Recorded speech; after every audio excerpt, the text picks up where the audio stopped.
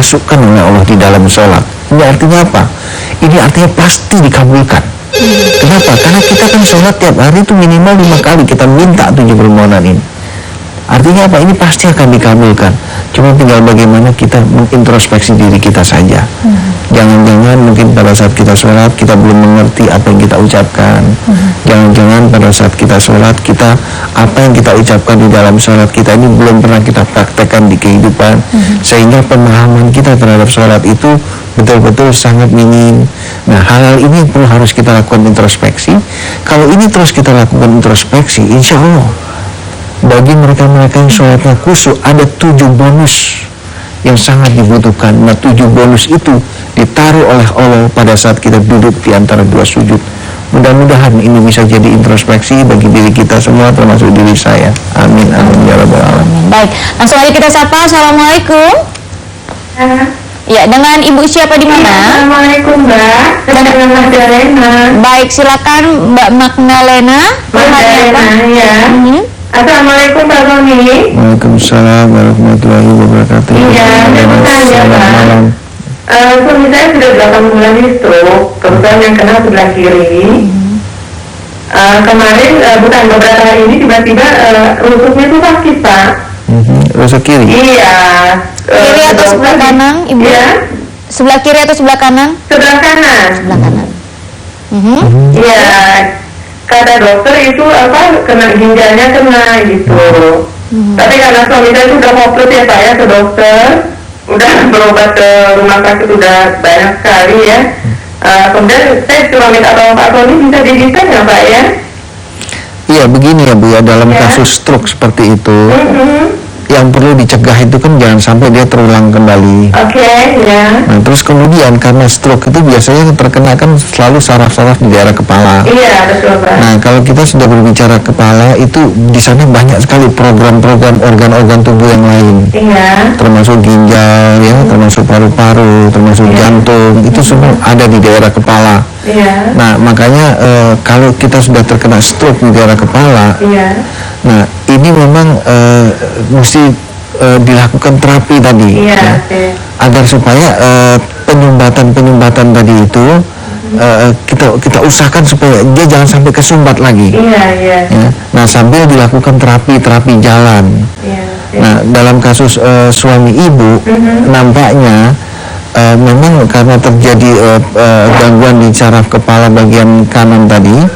Nah ini yang mengakibatkan organ-organ tubuhnya juga ada beberapa yang terganggu, misalkan dari ginjalnya.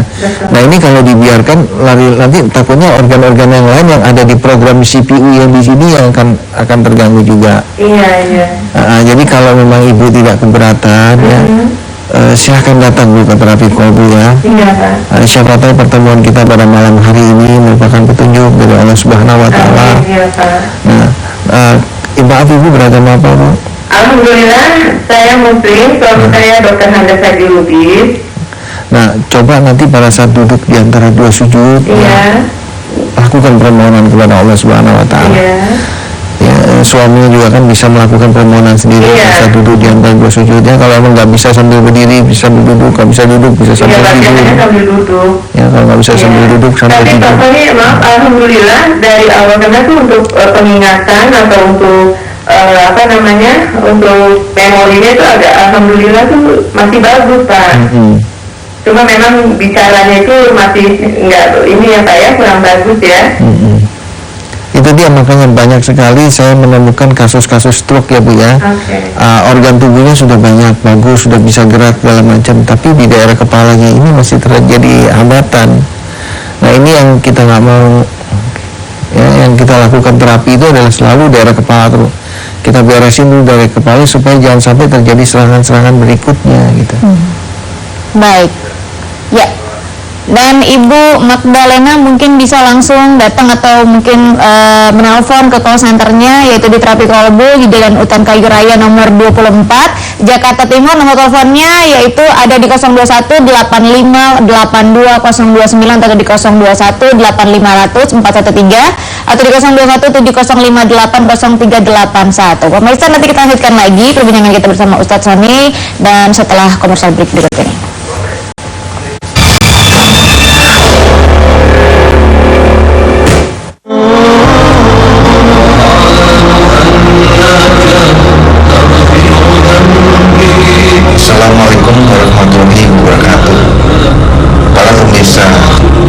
televisi yang dimuliakan anak Allah dan berbahagia. Terapi kolbu ditemukan kurang lebih sekitar 12 tahun yang lalu, kebetulan mulai di desa sendiri atas izin Allah. Inti daripada kekuatan terapi kolbu semuanya berawal dari kekuatan basmalah atau kekuatan kasih sayang. Pengobatan alternatif terapi kolbu ini tidak mengandung risiko, sehingga alternatif daripada pengobatan ini boleh dikatakan aman dan tidak mengandung unsur musik. Mudah-mudahan apabila ada di antara para pemirsa yang saat ini sedang menderita sakit seperti tadi, boleh mencoba terapi kolbu sebagai salah satu alternatif pengobatan. Selamat mencoba dan Assalamualaikum warahmatullahi wabarakatuh.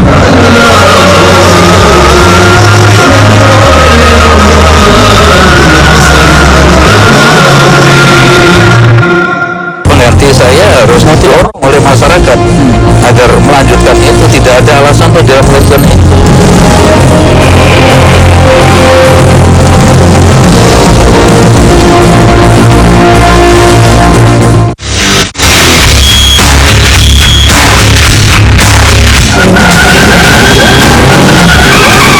Balancing itu penting banget buat menstabilkan keempat ban yang ada di dunia, yaitu lebar bannya, tinggi bannya, juga ukuran ringnya.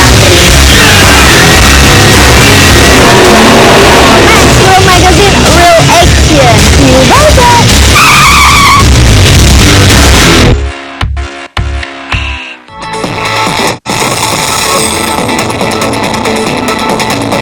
Jak TV sebagai TV lokal kebanggaan warga Jakarta.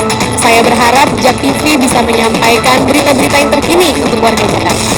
Maju terus Jak TV dan tetap menonton Jak TV, My City Now.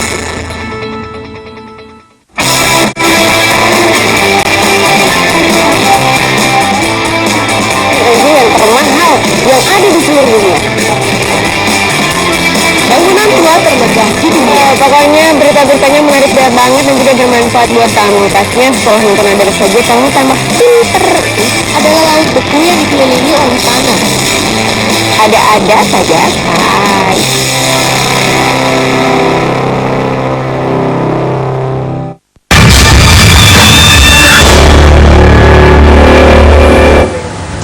Masih di acara Medika Natural Malam dan masih bersama Ustadz Sony Sutrisno dengan metodenya tanpa jamu, tanpa herbal, tanpa pijit, tanpa disuntik, hanya menggunakan air putih, doa, dan minyak yang akan dioleskan. Bagi Anda yang ingin live interaktif, kami masih membuka line telepon kami di 021515511 dan langsung aja kita sapa. Assalamualaikum, selamat malam. Waalaikumsalam, malam Mbak. Iya, dengan Bapak siapa di mana? Dengan Gunawan, Jakarta Barat. Baik, silakan Bapak Gunawan, keluhannya apa? Langsung ke Ustadz Sony. Iya. Assalamualaikum Pak Ustaz. Waalaikumsalam warahmatullahi wabarakatuh. Pak Gunawan, selamat Iya malam. Pak Ustaz, saya udah 3 tahun ini sakit. Emang awalnya saya kena gangguan non medis Pak Ustaz. Nah tapi sampai sekarang ini saya memang masuk angin gitu. Hampir tiap hari, tiap saat. Ya, sudah berapa lama mungkin Bapak Gunawan? Udah hampir 3 tahun lebih. 3 tahun lebih. Usia berapa Iya. Bapak? 30 tahun. 30 tahun. Iya. Sudah sering ke medis juga tapi masih belum.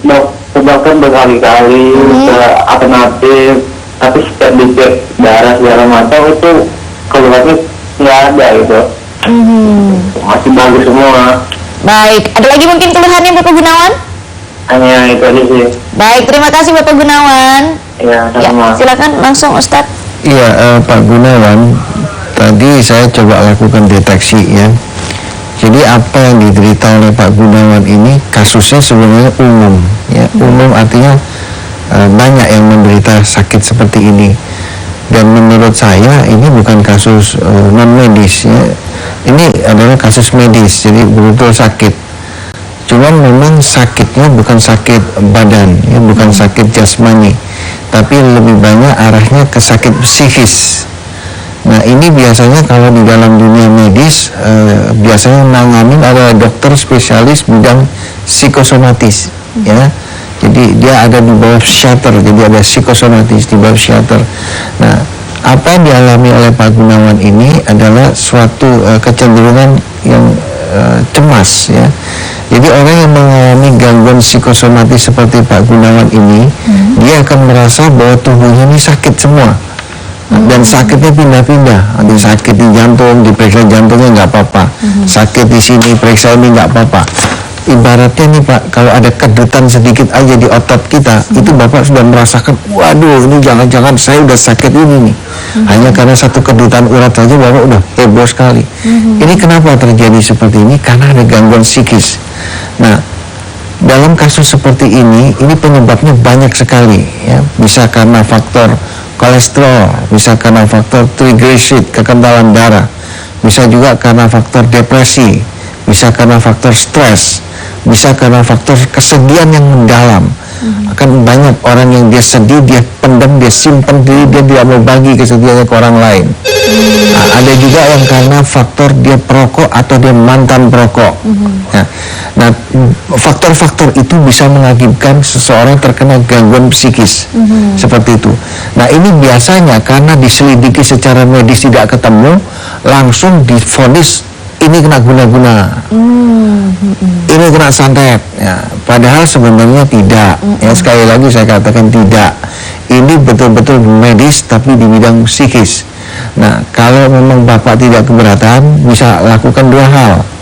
Ya, yang pertama, mungkin Bapak bisa hubungi dokter spesialis bidang psikosomatis. Ya, atau kalau Bapak percaya dengan kami di terapi kolbu, silakan datang ke terapi kolbu. Kita akan lakukan terapi di daerah kepala, ya, terus kemudian kita akan juga lakukan terapi di rusuk bagian kanan dan di ulu hati ke atas ke jalur dada tengah sini. Karena disitulah penyebabnya yang menyebabkan Bapak terasa cemas, timbul rasa takut yang berlebihan, ya, kadang-kadang diiringi dada berdebar. Nah, ini kalau sudah mengganggu ke rusuk bagian kanan, biasanya diiringi dengan lemas. Seperti tidak tenaga, dan biasanya kaki-kaki juga rasanya dingin. Jadi sekali lagi untuk Pak Gunawan, bahwa ini bukan gangguan non-medis, ya, tidak ada urusan sama setan, tidak ada urusan sama jin, tapi ini urusannya sama medis, tapi bidangnya psikosomatis dan gangguannya adalah gangguan psikis. Saya pikir demikian. Ya, dan ini ada penelpon lagi nih Ustadz, langsung aja kita sapa ya. Assalamualaikum, selamat malam. Waalaikumsalam. Iya, dengan Ibu siapa? Ibu Nur Hidayati di Cibitung. Ya, baik, silakan keluhannya Ibu Nur. Ini Bu, selamat malam Pak Ustaz. Selamat malam Ibu. Assalamualaikum warahmatullahi wabarakatuh. Waalaikumsalam warahmatullahi wabarakatuh.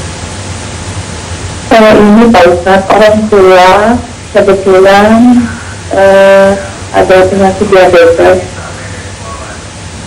tapi sudah medis, sudah lama juga sih, sekitar 12 tahun ya. Nah, di situ itu ini sudah ada perubahan gitu ya, malah jadi ke mana, ke ginjal ya, terus mungkin kena konsumsi obat-obat yang sudah mungkin ya. Nah, di situ kami juga sudah berusaha juga ke penyakit juga gitu. Itu juga tidak ada perubahan. Baik, yang mungkin ingin ditanyakan apa Ibu? Ya, bagaimana ya solusinya? Baik. Ini karena sudah alternatif, sudah solusi juga. Apakah itu semuanya harus dari diri sendiri atau setelah makan atau apa? Baik, terima kasih Ibu Nur, kami sudah mengetahui apa yang Ibu maksud, kesimpulannya. Tapi jangan dijawab dulu Ustadz, kita harus break sejenak. Pemirsa jangan kemana-mana, tetap di Medika Natura Malam.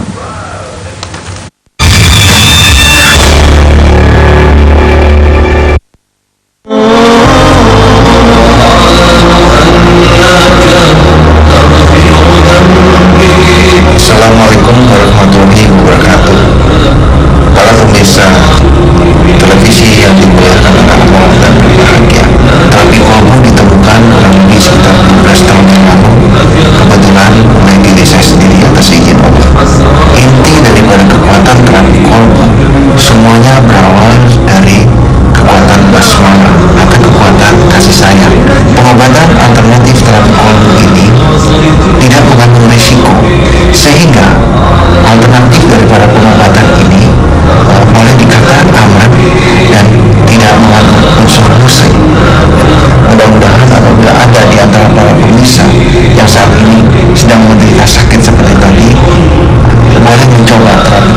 sebagai salah satu alternatif pengobatan. Selamat mencoba dan Assalamualaikum warahmatullahi wabarakatuh.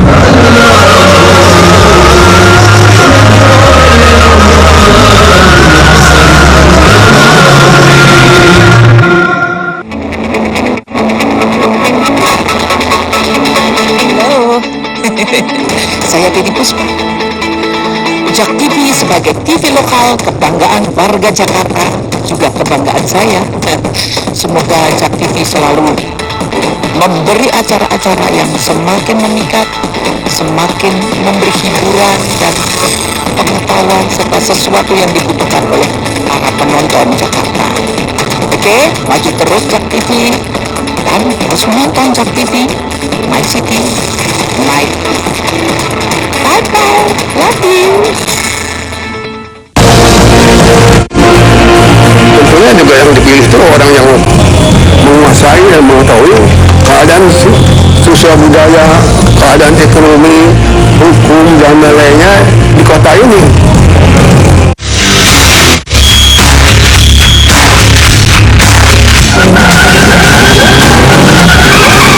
Balancing itu penting banget buat menstabilkan keempat ban yang ada di dunia, yaitu lebar bannya, tinggi bannya, juga ukuran ringnya. Next, Real Magazine Real Action. See you later.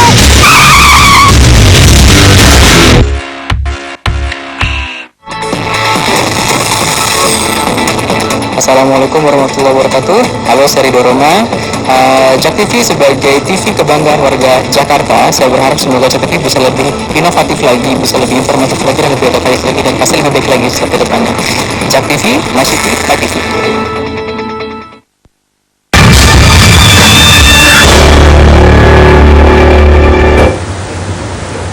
Masih di acara Medika Natura Malam, dan bagi Anda yang ingin live interaktif, kami masih buka line telepon kami di 02151551111. Dan sambil menunggu telepon dari Anda, langsung aja mungkin Ustadz untuk dijawab keluhan dari Ibu Nur Hidayati, mempunyai orang tua yang mempunyai penyakit diabetes tapi tidak kunjung sembuh, dan efeknya karena sering minum obat terefek ke ginjalnya. Itu gimana nih Ustadz?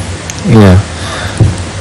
Begini, Ibu Nur ya, Ibu Nur ya, dalam kasus diabetes ya, dalam kasus gula, menurut pengamatan dari kita selama ini bahwa faktor ketegangan di daerah kepala itu sangat mempengaruhi naik turunnya kadar gula seseorang.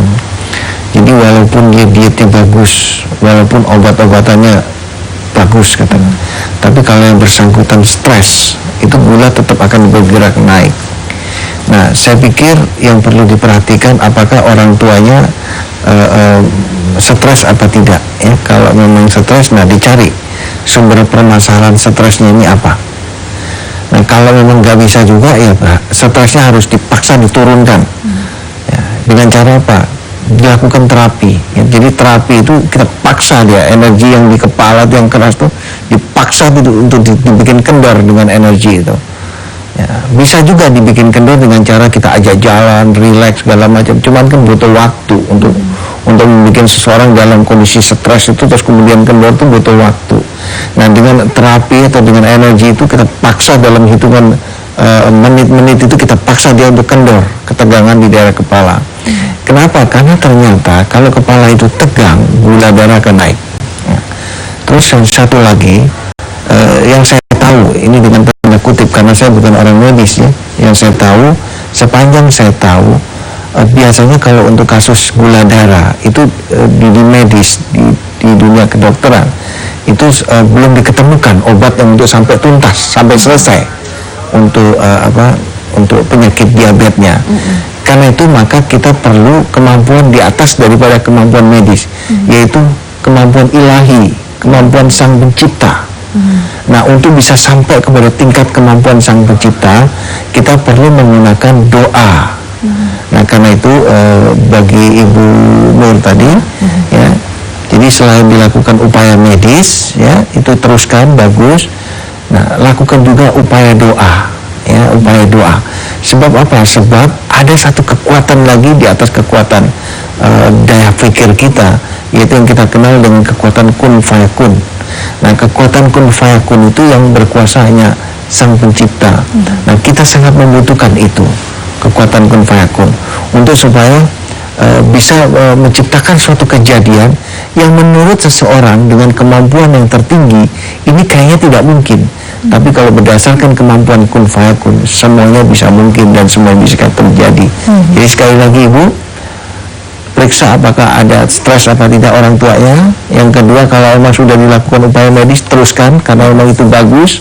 Dan yang ketiga, cari upaya kun fayakun, karena memang yang saya tahu, saya bukan orang medis ya, ini saya tahu diabetes sampai saat ini belum bisa disembuhkan oleh obat-obatan ya.